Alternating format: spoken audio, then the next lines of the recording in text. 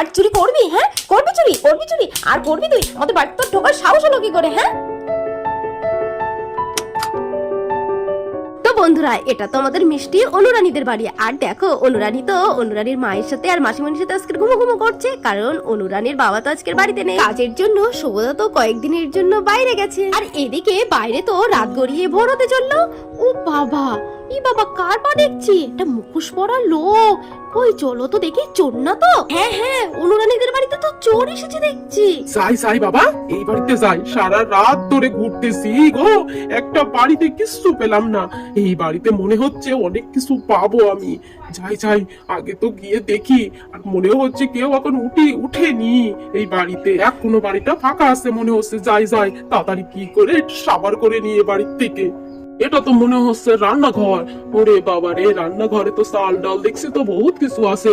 না, শুধু তো চাল ডাল নিলে হবো না, বড় সোনা দানা টাকা পয়সা তো নিতে হবে। আগে দেখি রান্নাঘরের মধ্যে কোনো টাকা পয়সা লুকানো আছে কিনা, আগে সেগুলো ঝাপি, তারপরে ঘরের দিকে যাবো কানি। এই বলে বন্ধুরা, চোরটা তো সোজা রান্নাঘরের দিকে চলে গেল। ওরে বাপ রে বাপ, রান্নাঘরে তো দেখছি সব থরে থরে সুন্দর করে সাজানো আছে। আমার গিন্নিকে দিলে না, আমার গিন্নি খুব খুশি হবে। যাওয়ার সময় না কটা ভালো ভালো দেখে বাসনপত্র নিয়ে যাবো খালি। না, বহুত তো খুঁজলাম, কিছুই তো পাইলাম না। এই বুড়িতে তো পড়ে গেল। আওয়াজ হইলো, যদি সবাই উঠে যায় তাহলে তো আমার হালুয়া টাইট হয়ে যাবে কানি। না বাবা, বেশি রিস্ক নিয়ে লাভ নাই। তার থেকে বরং আমি খানিকক্ষণ একটু রান্নাঘরের পেছনের দিকে লুকিয়ে থাকি, যদি না ওঠে তখন আবার ঘরে ঢুকবো কানি। উফ, কি হলো? রান্নাঘরের থেকে বাসন কোসন পড়ার আওয়াজ পেলাম না। নিশ্চয়ই ঠিক ওই বিড়ালের কাজ। একটু শুয়েও আমাকে শান্তি দেবে না। এখনো তো ভালো করে সকালই হয়নি। যা হই হোক গে বাবা, আমি এখন উঠবো না, আমার খুব ঘুম পাচ্ছে। এই বলে আমাদের অরুণ মা তো আবার ঘুমিয়ে পড়লো। ওরে হারাদো, তোর কপালটা আজকে খুব ভালো রে। কেউ টের পাইলো না রে। যদি পাইতো তাহলে এতক্ষণ ঘর থেকে সব বাইরে বেরিয়ে আসতো। যাই বাবা, একটু ঘরের থেকে একটু ঘুরে আসি। দেখে তো মনে হচ্ছে পার্টি মালদার আছে। আর তাছাড়া তো এই রান্নাঘরে 2 টাকা জিনিস ছাড়া, চাল ডাল নুন তেল ছাড়া তো কিছুই আর পাইলাম না। তার থেকে বরং একটু সোনা গয়না তো ঝাপতে হইব, এত সহজ তো ছাড়লে চলবে না। তার থেকে বরং যাই এবার একটু ঘরটা গিয়ে দেখি ঘরের মধ্যে কি আছে। এই বলে বন্ধুরা, চোর মশাই তো টুকটুক করে অনুরানীদের ঘরের মধ্যে ঢুকে গেল দেখছি। আর চোর মশাই তো অনুরানীদের ঘরের মধ্যে ঢুকে গেছে, কিন্তু অনুরানী আর বন্ধনা আন্টি, জিনা মাসিমণি তো সব অগরে ঘুমিয়ে আছে। কি হবে এবার? আরে বাস, কপালটা তো আমার খুব ভালো তো দেখছি। সবাই তো অগরে ঘুমোতেছে। উফ, এই ফাঁকে আমি সবকিছু লুটপাট করে নিয়ে যাব। কার মুখ দেখে যে আজকে আমি রাত্রিবেলা চুরি করতে বাড়িছিলাম তা ভগবান জানে। না, বেশি লেট করা যাইবে না। ওখানে তো দেখছি একটা ওয়ার্ড্রপ আছে, নিশ্চয়ই ওতে সোনা দানা গয়না কাটি টাকা পয়সা সব আছে। বেশি লেট করা যাইবে না, আগে দেখি খোলা যায় কিনা। এই তো, হ্যাঁ খোলাই আছে দেখছি। আরে বাপ রে বাপ, আজকে তো আবার সোনাই সোয়াগারে। আরে বাস, এর মধ্যে তো একটা লাল পুটলি আছে তো দেখছি। কই দেখি এর মধ্যে কি আছে। ও হ্যাঁ, নিশ্চয়ই এর মধ্যে গয়না কাটি নিশ্চয়ই আছে। তারাও দেখি তো কি আছে, একটু ভালো করে দেখে নি। ওহো, যা ভাবছিলাম তাই। কার মুখ দেখেছি আজকে চুরি করতে বাড়িয়েছিলাম, তাই কি নাই জানে। আজকে তো আমার দিনটা খুব ভালো দেখছি না। আর এখানে বেশিক্ষণ থাকলে চলবে না। এরা অঘরে ঘুমোতে থাকুক, তার মধ্যে আমি এখান থেকে পালাই যাই। আর এদিকে বন্ধুরা, চোর মশাই তো সব গয়না কাটি নিয়ে ঘর থেকে টুকটুক করে পালিয়ে গেল। এখনো বাড়ির লোকজন সব অঘরে ঘুমোতেছে। ঘুমা এর মধ্যে তাড়াতাড়ি করে মানে কাইটে পড়ি।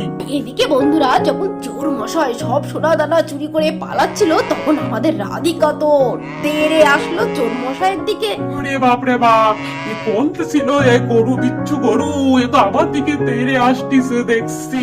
তার থেকে বরং দাঁড়ানো দরকার নেই, আমি পালাই যাই। আর বন্ধুরা, চোর মশাই যখন আমাদের রাধিকা তেড়ে আসা দেখে পালাতে যাচ্ছিল, তখন তো আমাদের রাধিকা দিল এক গুঁতো। সেই গুঁতো খেয়ে আমাদের চোর মশাই তো পড়লো উল্টে। বাপ রে বাপ, স্যার, ওরে আমার আর গুতো পারিস না স্যার, আমি মরে যাবো। ওহো, এই মরেছে, সাত সকালে আবার আমাদের রাধিকা চিল্লামিল্লি আরম্ভ করলো কেন? উফ, রাত্রে শুয়েও শান্তি নেই। এক রাত্রে তো বিড়াল থালা বাসন ফেলে একদম আমার রান্নাঘরটা তছকছ করে দিল, আর এখন আবার রাধিকাটা ডাক শুরু করলো। উফ, ভাল লাগছে না। কিন্তু কেমন না একটা খটকা লাগছে। অন্যদিন তো এরকম হয় না। যাই বাবা, উঠি উঠি দেখি তো কি হচ্ছে কি বাইরে একবার। এই বলে আমাদের বন্ধনা আন্টি তো টুকটুক করে বাইরে বেরোতে লাগলো। হাই রে কপাল, বেশ তো ভালো করে চুরি করে বাইরে যাচ্ছিলাম, কি সালা ভালো দেখিনি। হ্যাঁ, কোন এই গরুটা এসে আমাকে কুতালো। এই গরুর আওয়াজ শুনে তো মনে হচ্ছে যে বাড়ির মাঝে এঁকে গেছে। তাড়াতাড়ি যাই, আমি সপের আড়ালে কি লুকিয়ে পড়ি। এই বলে আমাদের চোর মশাই তো ঝোপের আড়ালে লুকিয়ে পড়লো। এদিকে আমাদের বন্ধনা আন্টি তো ঘর থেকে বেরিয়ে এলো, আর বন্ধনা আন্টি ঘর থেকে বেরিয়ে আসার সাথে সাথে রাধিকা তো দৌড়াতে দৌড়াতে বন্ধনা আন্টির কাছে আসলো, আর এসে এই শাড়ি ধরে টানাটানি শুরু করলো। এই রাধিকা, কি হয়েছে তোর? তুই এরকম করছিস কেন? তুই তো কোনোদিন এরকম করিস না। কি হয়েছে বল বল। ও, আমিও তো বোকা, তুই তো বলতেও পারিস না। রাধিকা রে, অস্বাভাবিক আচরণ তো আমার ঠিক ভালো লাগছে না। বাড়িতে কি কেউ আসলো নাকি? আমি তো কিছুই বুঝতে পারছি না। যাই তো একটু দেখি। কই দেখি, এদিকে তো তো আমি তেমন কিছুই দেখতে পাচ্ছি না। সবকিছু তো ভালো করে দেখলাম। কই দেখি ওই সাইডটা দেখি। না, এদিকেও তো তেমন কিছুই আমি দেখতে পাচ্ছি না। তাহলে রাধিকা খামোখাই বা এত চিৎকার চেঁচামেচি কেন করবে? এই রাধিকা, তোর কি হয়েছে একটু বল না রে। ও, ঠিক বুঝতে পেরেছি, তোর বুঝি নিশ্চয়ই খিদে পেয়েছে। হ্যাঁ, আমি উঠতে লেট করছিলাম, তাই তুই এত হাঁকডাক করছিলি, তাই তো? দাঁড়া দাঁড়া, তোর জন্য আমি এক্ষুনি খাবার নিয়ে আসছি। এই বলে আমাদের বন্দনা আন্টি তো রাধিকাকে ঘাস খাওয়াতে লাগলো। নে বাবা, খা খা, একটু শান্তিতে খা। খুব খিদে পেয়েছে বল। আমার সত্যিই তাই, আজকে আমার উঠতেও বড্ড লেট হয়ে গেছে। রাধিকা, খিদে পেলে বুঝে এইরকম বাড়ি মাথায় করতে হয়? আম্মা, ও মাম্মা, দেখো আমি ঘুম থেকে উঠে পড়েছি। তুমি এখানে কি করছো মাম্মা? এই তো মা, রাধিকাকে ঘাস খাওয়াচ্ছি। আর বলিস না, তোমার রাধিকার তো ভীষণ খিদে পেয়ে গেছে, তাই ভোর থেকে চিল্লামিল্লি আরম্ভ করেছে, তাই ওকে খাওয়াচ্ছি। তুমি এখন ঘুম থেকে উঠলে কেন? হ্যাঁ, যাও যাও, তুমি ঘরে যাও। না না মাম্মা, আমি এখন ঘরে যাব না। আমি আজকে তো সকাল সকাল উঠে পড়েছি। আমি একটু বাইরে খেলা করি, আর তুমি কাজ করো। আচ্ছা ঠিক আছে, তুমি খেলো, কিন্তু এই বাড়ি থেকে একদম বেরোবে না, কেমন? যদি বেরিয়েছো তাহলে কিন্তু পিটুনি পড়বে। আচ্ছা মা, ঠিক আছে। এই বলে আমাদের অনু তো হাসি খুশির কাছে গেল খেলা করতে। কি রে হাসি খুশি, কেমন আছিস তোরা? হ্যাঁ, তোদের তো দেখাই যায় না। একটু আজকে সকালবেলা উঠেছি, তাই তো দেখতে পেলাম। হি হি, খেলা কর খেলা কর, তুই একটু দেখি তুই কেমন খেলা করতে পারিস। হ্যাঁ রা, একটু জল ছিটিয়ে দে চিটিয়ে দে। বন্ধুরা, আমাদের অনু দেখে হাসি খুশি তো ভীষণ আনন্দ করে নাচতে লাগলো। আরে হাসি খুশি, আবার কালকে আসবো, ঠিক আছে? এই বলে আমাদের অনু যখন ঘরের দিকে যাচ্ছিল, তখন তো একজনের পা দেখতে পেল। ব্যাপার, এই ঝোপের মধ্যে পা দেখতে পাচ্ছি না। কই দেখি ভালো করে। হ্যাঁ, সত্যি সত্যি তো পা।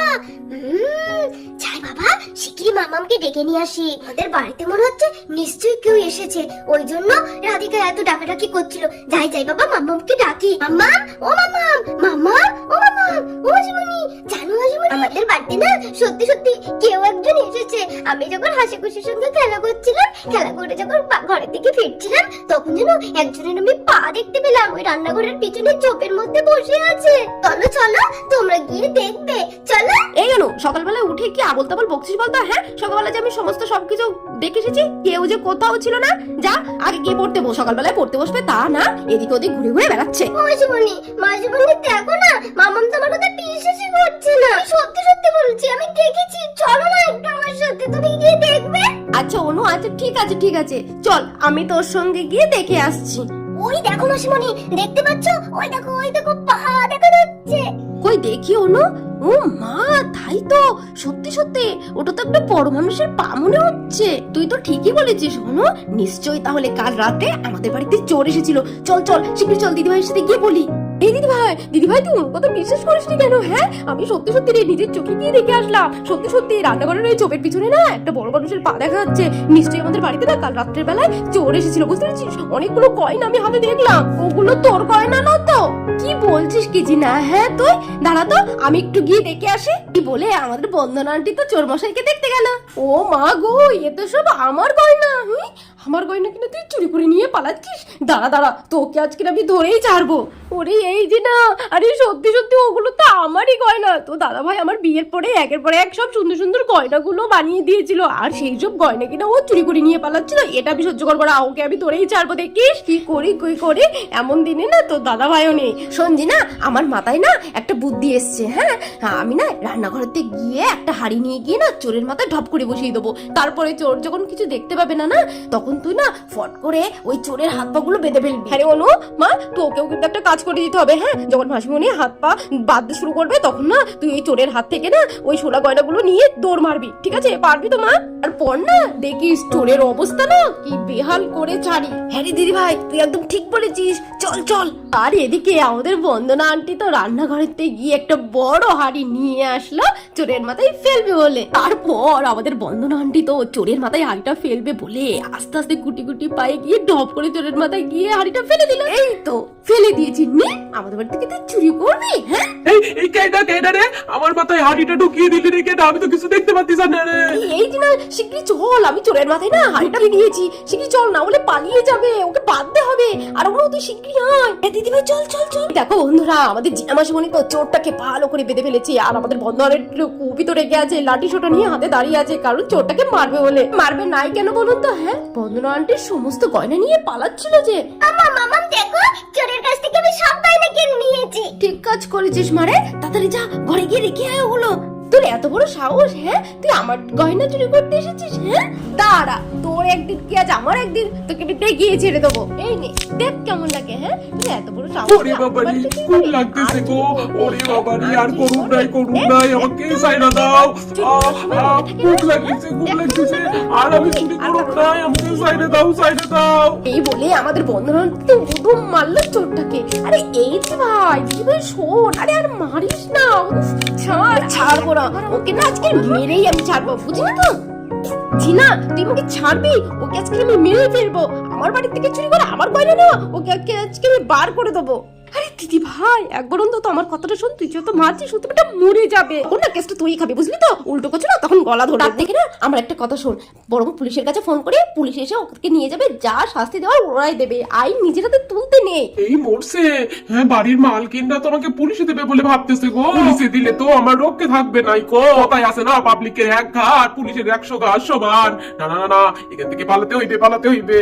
দড়িটা কোন? এই তো দড়িটা খুলে গেছে গো। তাড়াতাড়ি আমি এখান থেকে পালাই গো, পালাই। এই যে না, ওই দেখ চোরটা পালিয়ে যাচ্ছে রে। আরে ধর পালিয়ে গেল রে, ধর। হাই রে হাই। হ্যাঁ দেখছিস না, দেখছিস চোরটা পালিয়েই গেল। কি হবে এবার? আরে দিদি ভাই, তুই একটু শান্ত হ। পুলিশের কাছে না কমপ্লেন করলে পুলিশরা ঠিক খুঁজে বার করবে চোরটাকে। ও মাঝিমণি, মামাম চোরটাকে এত পেটানো যে চোরটা একদম বাড়ি ছেড়ে পালাতে বাধ্য হলো। উফ মামাম, তুমি নাকি দিলে না? এই চোরটা না তোমার ভাইটার ভাবতো না আমাদের বাড়িতেই আসবে না। তো বন্ধুরা দেখতে পেলে তো, ওনাদের বাড়িতে চোর মশাই চুরি করতে এসে বন্দনা আন্টির হাতে বেদম পিটুনি খেয়ে চোর মশাই তো বাড়ি ছেড়ে পালিয়ে গেল। তো বন্ধুরা, এরকম দুষ্টু ভিডিও পেতে আমাদের চ্যানেলটা সাবস্ক্রাইব করে দিও। দেখা হচ্ছে নেক্সট ভিডিও। ততক্ষণ ভালো থেকো, সুস্থ থাকো, টাটা।